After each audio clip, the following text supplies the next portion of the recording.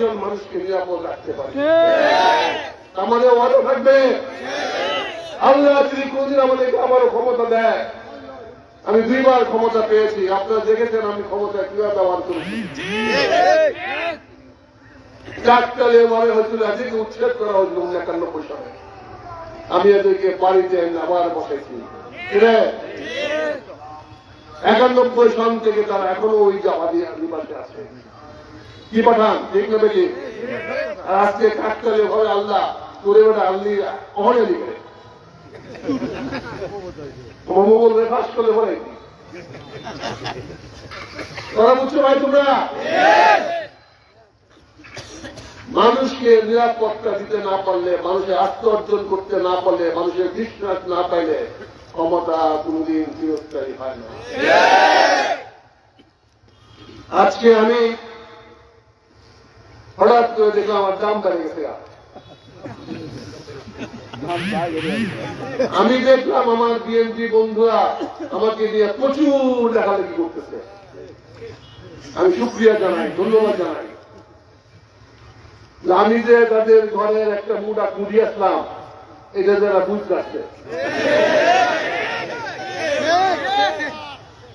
আমি তো চলে আসিনি ভাই, আমাকে আপনারা বের করে দিয়েছেন। গত 3 বছর ধরে আপনারা আমার সঙ্গে কোন সম্পর্ক রাখে নাই, আপনাদের বিয়ে শাদী তো আমাকে দাওয়াত দেন নাই। আমরা পাইছি জীবন বিয়ে করতে, আমরা ওখানে ঢুকলে ওখানে যারা বাড়ি গেছে কি হলাম। আজকে ভাই আমাদেরকে গালাগালি করেন কেন? গালাগালির মাধ্যমে এইটা ভালো লাগছে, আপনারা আমাকে নিয়ে ভাবেন। আপনাদের ভাবনায়, আপনাদের ভালোবাসায়, আপনাদের কল্পনায় আমি আছি। যার প্রতি ভালোবাসা থাকে তাকেই তো মানুষ বুঝবে নাকি? যার প্রতি প্রেম বেশি তার প্রতি কষ্ট বেশি। আমার বন্ধুরা আজকে আমাকে বলছেন, আমাকে তো ঘর থেকে বের করে দিয়েছেন, কত চেষ্টা করছে আমাদের নিয়ে, তারা এই টক শোতে মাইক বাজায় অনুরোধ করছেন যে আমাদেরকে ফেরত দেন। আমাদের অনেককে ফেরত দিয়েছেন, ধন্যবাদ জানাই। আমাকে নেন নাই, আমাকে মুঘল ভাই, আমাকে মুজাম্মেল ভাই আশ্রয় দিয়েছে। যদি ওনার আশ্রয় না দিতেন আমি রাস্তাঘাটে পড়ে থাকতাম।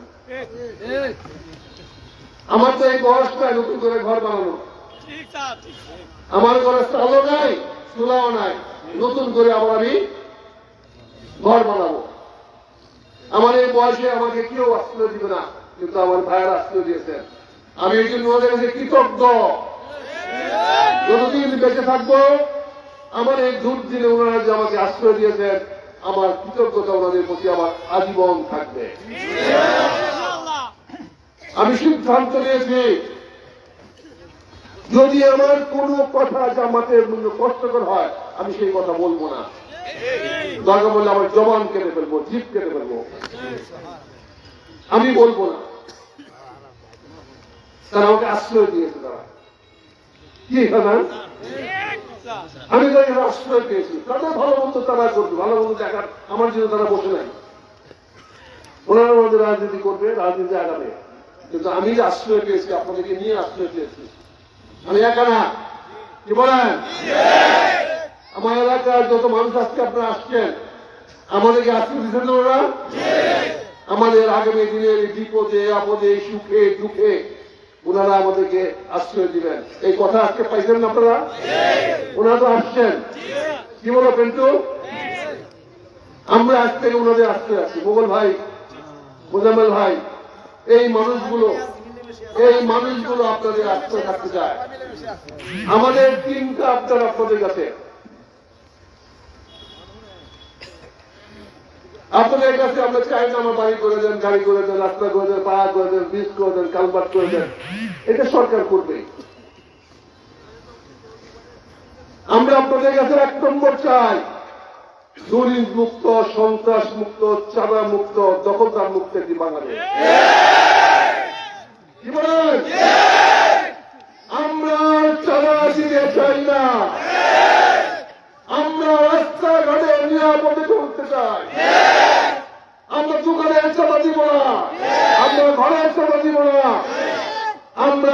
নিরাপত্তা আমাদের বিঘ্নিত করবে, আমরা ওই রাস্তা চাই যে রাস্তা আমাদের নিরাপত্তা থাকবে। এইটাই আমরা মুজাম্মেল ভাইয়ের কাছে, এইটাই আমরা আমাদের মোড়ল ভাইয়ের কাছে চাইবো। কি বলেন ভাই? দ্বিতীয়ত আমরা চাই সত্য প্রকাশ করবেন, সত্যের শান্তি প্রতিষ্ঠা করবেন, সত্যের মাধ্যমে বিশৃঙ্খলা না। সত্য প্রতিষ্ঠা করতে উচ্ছৃঙ্খলা নয়, সত্য প্রতিষ্ঠার জন্য সন্ত্রাস নয়। আমার নতুন সন্ত্রাস সত্য প্রতিষ্ঠা করেন নাই। আমরা শান্তির মাধ্যমে ইসলাম, আমরা শান্তির মাধ্যমে সত্যকে প্রতিষ্ঠিত করব। আমরা কেন্দ্র আপনার কাছে চাই সামাজিক ন্যায় বিচার ও মর্যাদা।